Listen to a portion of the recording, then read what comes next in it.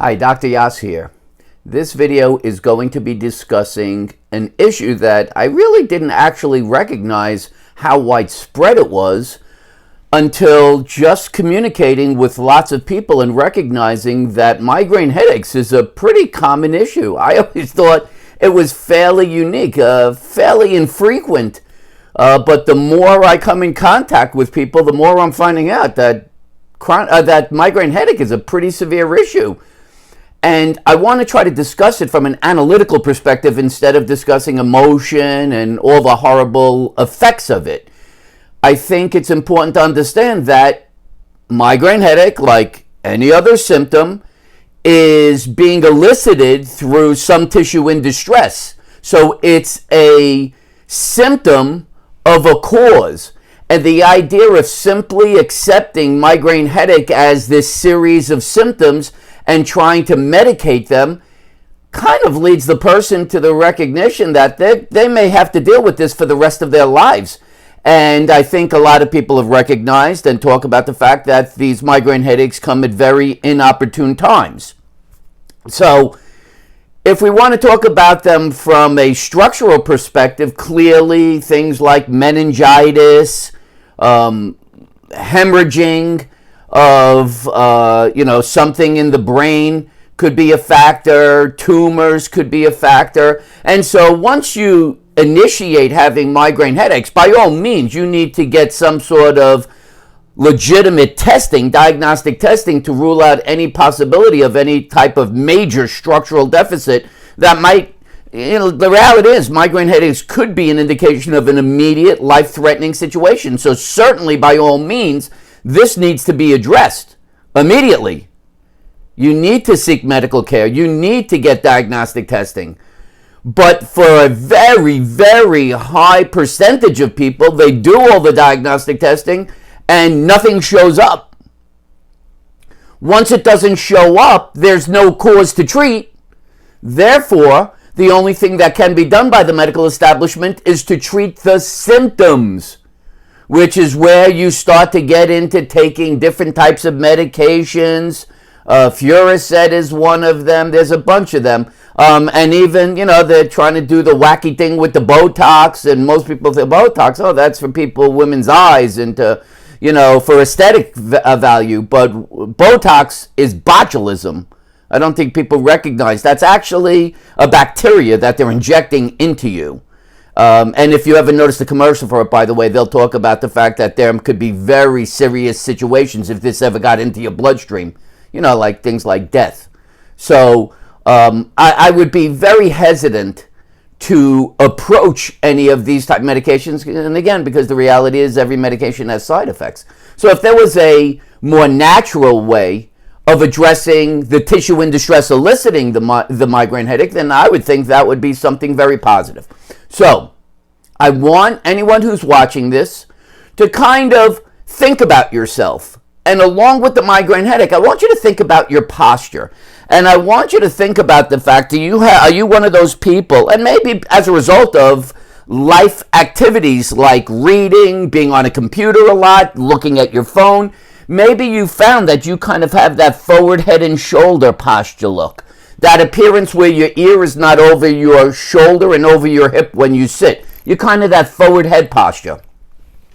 Well, if you find that you have this altered posture, that might be a corroborating symptom that in fact your migraine headaches and this altered posture go together.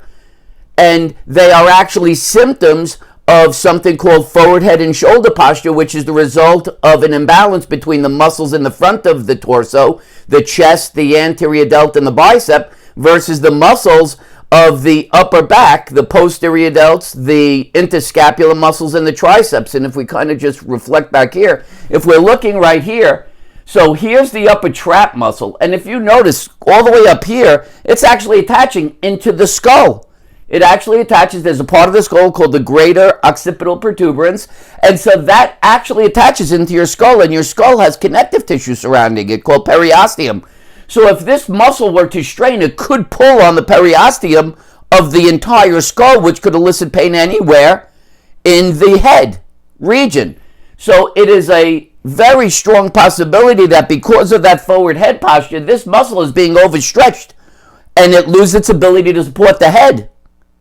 Two primary muscles, the levator scapular and the upper trap, are responsible for supporting the head. So if they were to strain, they could actually cause an increased tension, pulling on, as I said, the skull, which could lead to migraine headaches. This is an exciting finding for people. It might actually answer why you're getting the migraine headache. Not simply, how do I try to address it in the short term, knowing that there's a high probability it's going to return. You look at this gigantic red muscle right here. This is the lower trap muscle. This is your shoulder blade, and if you notice, the upper trap attaches to the top of the shoulder blade. The lower trap attaches to the bottom of the shoulder blade.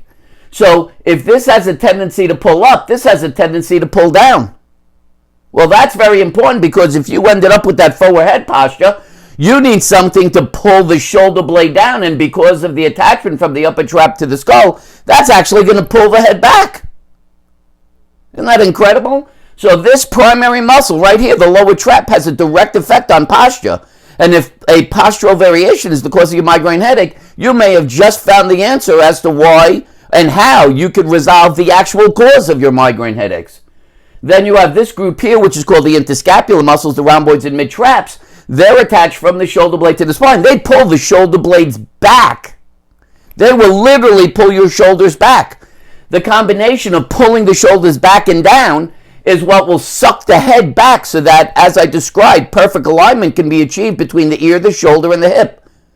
There will be no additional load being applied when you're sitting or standing, anytime you're upright, to this upper trap and levator scapular muscle. Therefore, it will stop it from straining, stop it from pulling on your skull, stop it from creating a migraine headache. This is massive, massive information. And I have had multiple people who not only had migraine headaches, but cluster headaches. Cluster headaches are sustained headaches for 2 to 3 weeks. And we've resolved their headaches through the use of strength training, recognizing that they had postural variations which were the cause of their symptoms. The cause of the postural variation was this imbalance of all these muscles in the front of the body, leading to overstretching of the muscles of the upper back and leading into the neck, causing them to weaken, lose the ability to support the head, cause you to have forward head posture, causing the muscles to strain and pull excessively on the skull, leading to the migraine headache. So, the magic answer for all of you folks out there who are suffering from migraine headaches, there may be 2 primary exercises needed to resolve your pain. The 2 exercises are the lat pull down with neutral bar, and that's different from the lat pull down. The lat pull down strengthens the lats. The lat pull down with neutral bar strengthens the rhomboids and mid-traps. And then there's the lower trap exercise to strengthen the lower trap. So, ladies and gentlemen, I am providing people globally a new paradigm, a new possibility that just maybe the cause of your migraine headaches that you've been suffering with and have destroyed the quality of your life may be coming from some sort of muscular deficit that can be resolved through strengthening 2 primary muscle groups with 2 exercises. If this is something you're interested in and would like to get more information on, you can certainly contact me at drmitch@mitchellyass.com, drmitch at mitchellyass.com.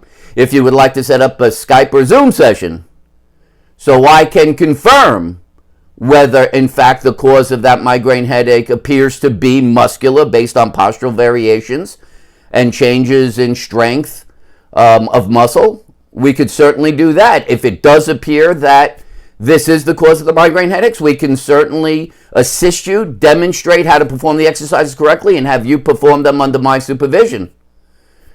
To get a Skype or Zoom session, you can certainly contact me by email at drmitch@mitchellyass.com. The magic of the Yass method that I think is so wonderful is that it looks at typical causes of symptoms so completely differently from the medical system. All that tissue that's in red doesn't exist in the medical system. Muscle is not a tissue. If you reflect back the skin, there's nothing there based on the medical system's understanding of the body. And yet, they have been shown, based on my experience, to consist of 98%, if not greater, of the causes of pain.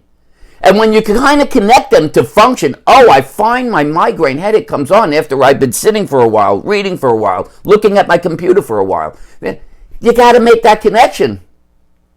Functional deficit creating symptom equals muscular cause. There's no way around it.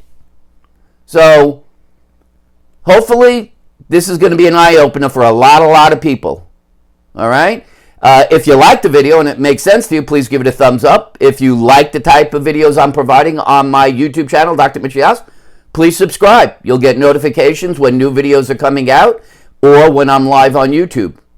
I hope this one's an eye-opener for a lot of people. I'm really actually quite surprised at how many people are suffering from chronic pain. Not from chronic pain, but from migraine headaches. And so I'm hoping a lot of people are going to see this and it's going to open their eyes to a new possibility, and they're going to seek out and try to get this as a way to resolve the cause of their migraine headaches so that they no longer have to question or fear that it's going to come on without knowing when it will and depending on a medication or injection to try to minimize its symptoms. I'd rather just make them never come back. And that's the great part about when it's muscular. As long as you sustain the strength of the appropriate muscles that are needed for function, you don't get symptoms. So for now, this is Dr. Mitchell Yass wishing you a pain-free, fully functional life. Bye-bye for now.